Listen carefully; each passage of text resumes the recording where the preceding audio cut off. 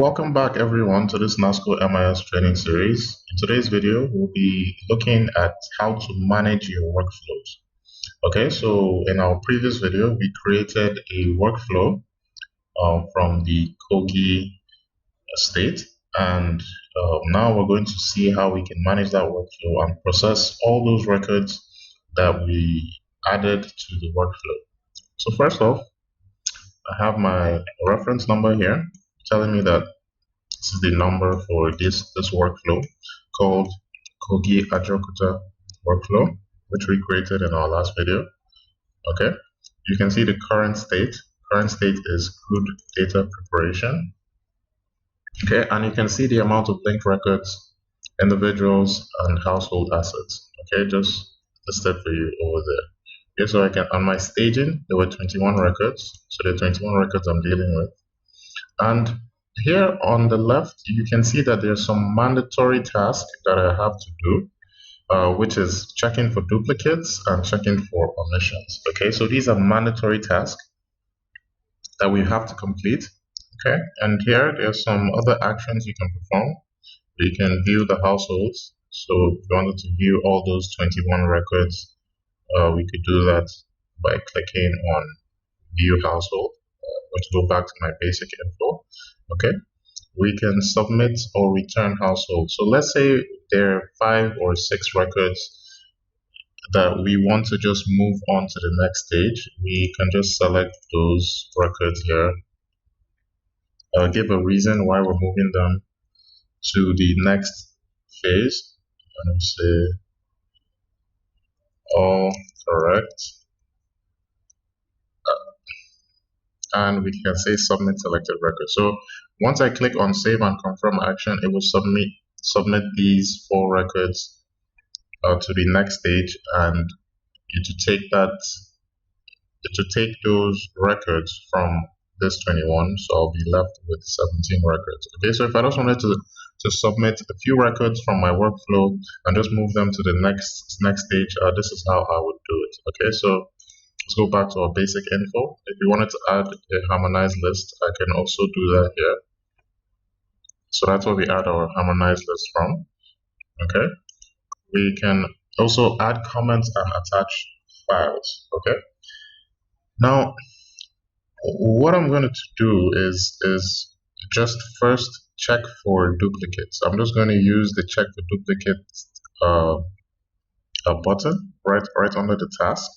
And I'm going to check my 21 records for duplicates. Okay, now if you notice the red icon next to check duplicates and check for omissions, this means that these are mandatory tasks. So if I say submit to zonal MIS, you notice that the system asks me if I'm sure. I say okay, it would not let me. Okay, and that's because we haven't performed these mandatory tasks, which is checking for duplicates and checking for omission. So we have to do these 2 tasks before we can submit to the next stage of the workflow. Okay, so that which is the zonal MIS stage. Okay, so what I'm going to do is just check for duplicates.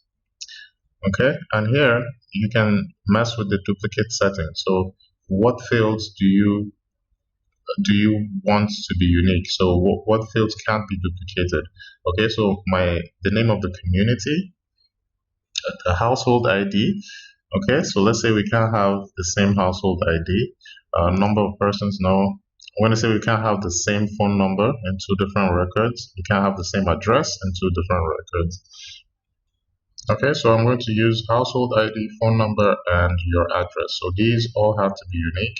If the system finds any records that have multiple of the same household ID or phone number or address, it will flag those records. Okay, so here on the individual level, I'm going to say, okay, household number, the reference number, surname. Surname has to be unique. Your NIN number, your BVN number has to be unique. I'm going to remove these. Okay.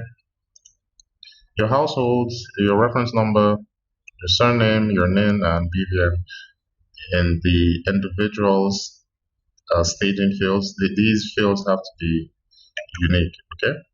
And for household assets, I'm just going to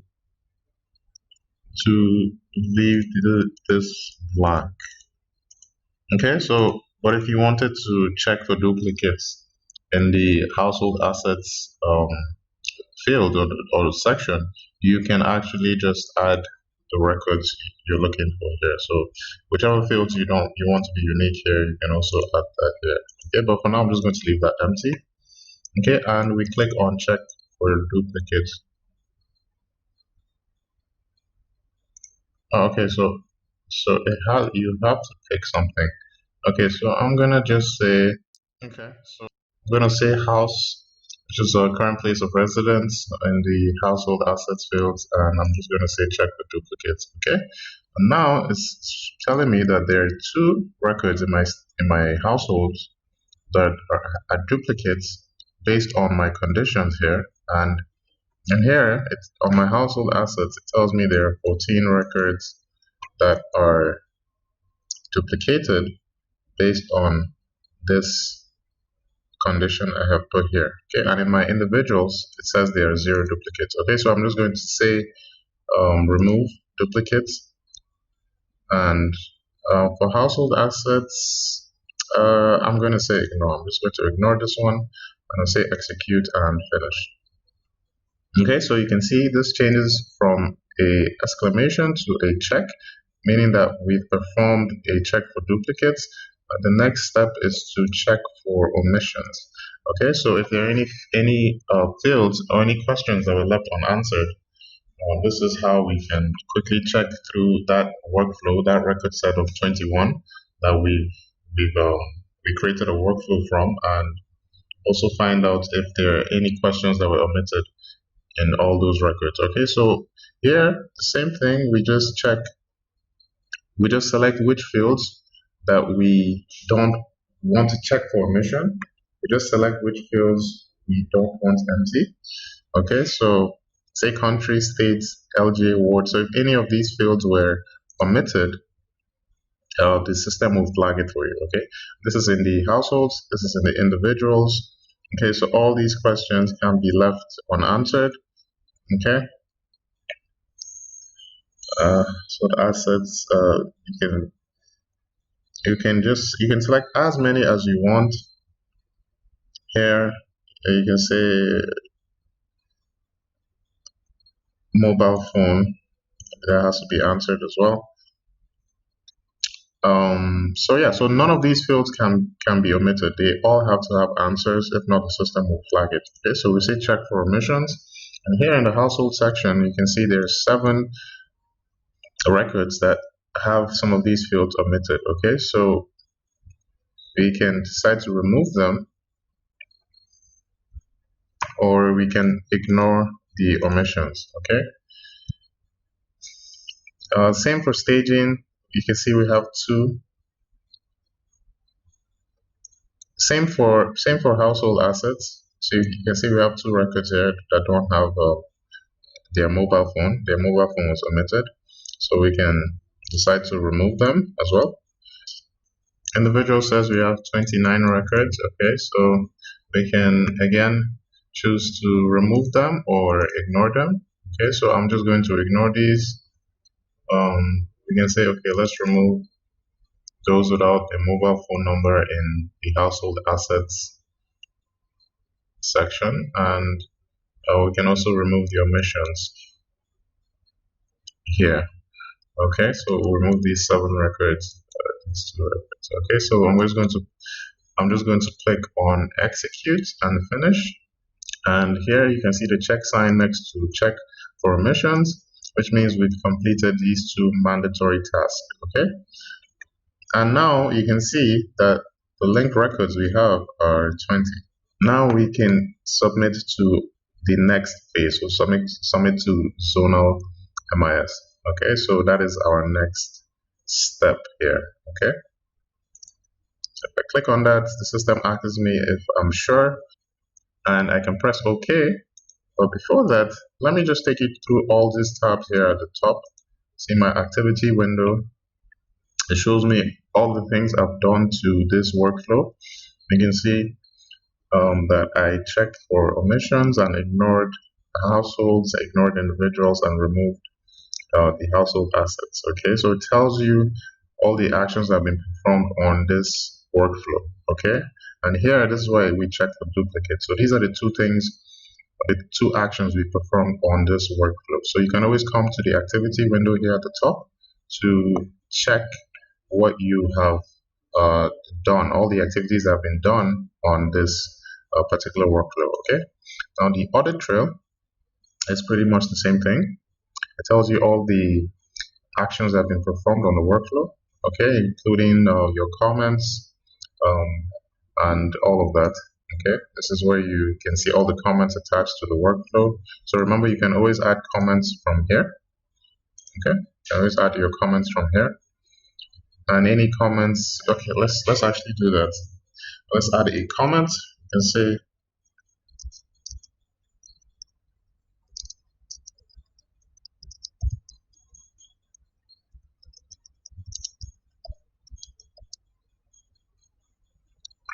okay, we can just leave a comment like that, and I'm going to submit. Okay, shows the person who submitted it and logs the time.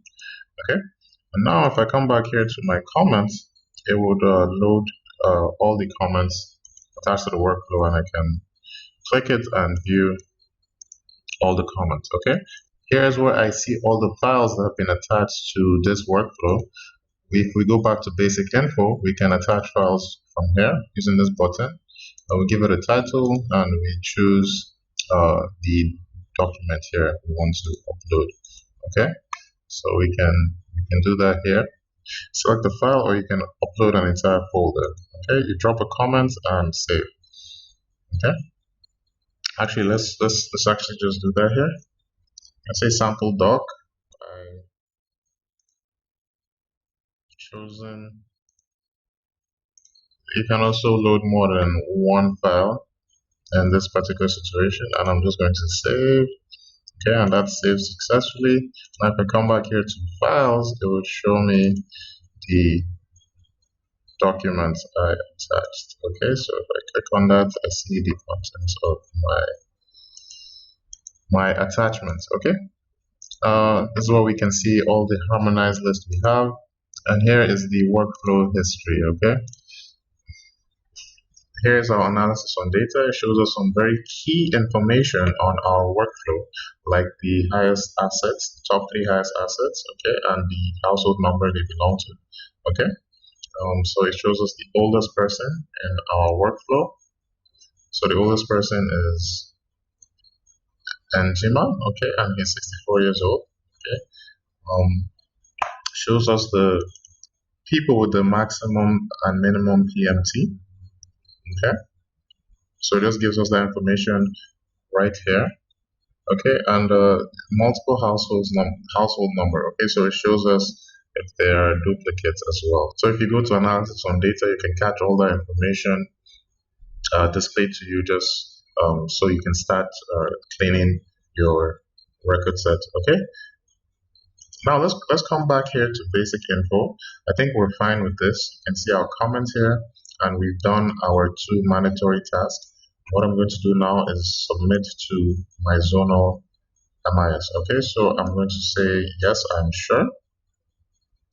And the reason is that all records have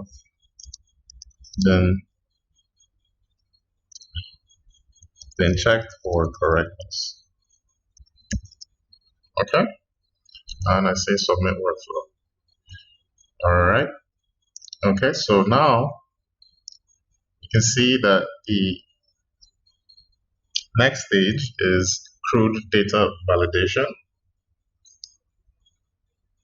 Remember, our first stage was crude data preparation. Okay, so now we've moved to the next stage, which is your crude data validation. Okay, so that is the next stage in the workflow. You can see it tells us how many omissions in the households that we ignored, how many omissions in the individuals that we ignored, that's 29. shows us how many omissions in the assets that we, household assets that we also removed. Okay, shows us how many duplicates removed, and so on and so forth. So you can see all that information just summarized for you here, and it also shows you the reason, and it also shows you the reason why this was submitted to the next stage. Okay, so now we've submitted it to our zonal MIS. Okay, and the next thing that they would do is they will access that workflow that was submitted by coming here to view workflows. Okay, and you would see our workflow. Remember our workflow name here, which is Kogi Ajakuta workflow. Okay, so I can say split screen here. Okay, and I can see if I go to split screen, I can always see a summary of my record here, so I can tell that the age in current state has been 4 minutes. Okay, so it was submitted 4 minutes ago. The lifespan of the entire workflow has been 2 days. Okay, and I can see the number of household individuals and household assets, okay, linked to this record. Okay, so if I wanted to continue processing this, all I have to say, and remember this is at the zonal level after it's been submitted. Okay, I just click on open workflow. Okay, I see the comments from before. Okay, so it's assumed that this isn't the same user. This is a different user who's dealing with the workflow at this point. So when at the point you submit it, you're submitting it to your zonal office, and they start this process. I'm showing right here. Okay, so there are a number of things they can do as well. They can view the households and continue to filter out whatever information they might feel it shouldn't go forward or should go forward, right? They can always come here to the analysis on data and have a look at all these key information that's being displayed to them. Okay, they can also add their own comments. They can also add their own comments or return this to the state MIS. Okay, so that's something they can also do, right? So if they're not satisfied with the workflow, if they don't like what they're seeing on the analysis on data, they can always return this back to the state MIS and give the reason why they're returning it. Okay, so if the zonal office isn't happy with the workflow, they can always return it back. Okay, so the next step after they're through with their own validation is to submit it to the data analyst. Okay, so that'll be the next step along the workflow. Okay, so if you say submit and say okay, I am sure. Now you need to give a reason why you're submitting this. Let's say data has been validated. Okay, so I say submit workflow. Okay, so now this has been submitted to the data analyst. Now the data analyst would log into the system and access this workflow and continue with the next stage, which is the back-end data preparation. So that's the next step. So we've left crude data preparation to crude data validation, and now the next step in our workflow is our back-end data preparation. Okay, so again, so the data analyst or whoever is in charge would log into the system, view his workflows, and would see Kogi Ajakuta workflow. Okay, and he comes here to open the workflow. So here we notice we have something called the PMT score calculation. Okay, so upon submission, this will be calculated for each record in the workflow. Okay, we also have similar actions here. We can view all the households. We can submit or return households based on our findings. We can add a harmonized list. we can merge workflows. Okay, so this is a new option here. Okay, so if we say merge workflows, pretty much what that does is it gives us a list of, we only have one workflow now in our test environment, but if there were multiple workflows that had been submitted to our data analyst from the zonal offices, we can merge as many as we want. We can merge more than one workflow together. Okay, so it now becomes a larger data set, and we can now perform analysis on that data set. Okay, so instead of managing the workflows individually, we can merge multiple workflows together and handle that data set and validate them at once. Okay, so we can also view our workflow summary here. Okay, it tells us, just gives us a brief summary of the workflow.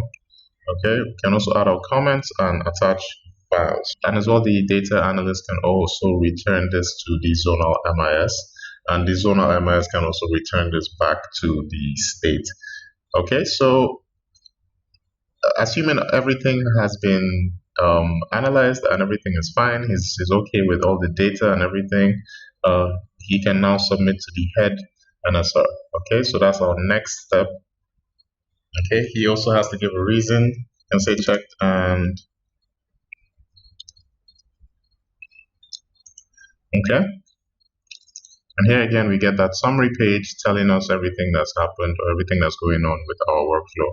Okay, so if we merge workflows, this number would have gone up. So depending on how many records were in the workflow we're merging with, so this number would change. Now what happens is the head of the NSR would also come here to view workflow, and he would see this workflow. He'll be able to view it at this point, seeing as it was submitted to him. And he opens the workflow, does his analysis. Okay, he has the same options as the other users here. So the head of the NSR can come in here and look at all the households, all the records that made it past all the validation and everything. He can also add his own comments or attach his files. He can return this back to the data analyst if he has any issues with the data. Okay, you can also come here and look at the analysis just to get a quick summary of some vital information. And if it's fine with everything, he can submit to the national coordinator. Okay, and also he has to give a reason why. So it was like,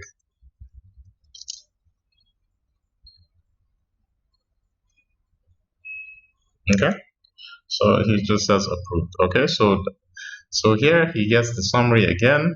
Okay, and now the coordinator would also come here, open his workflow.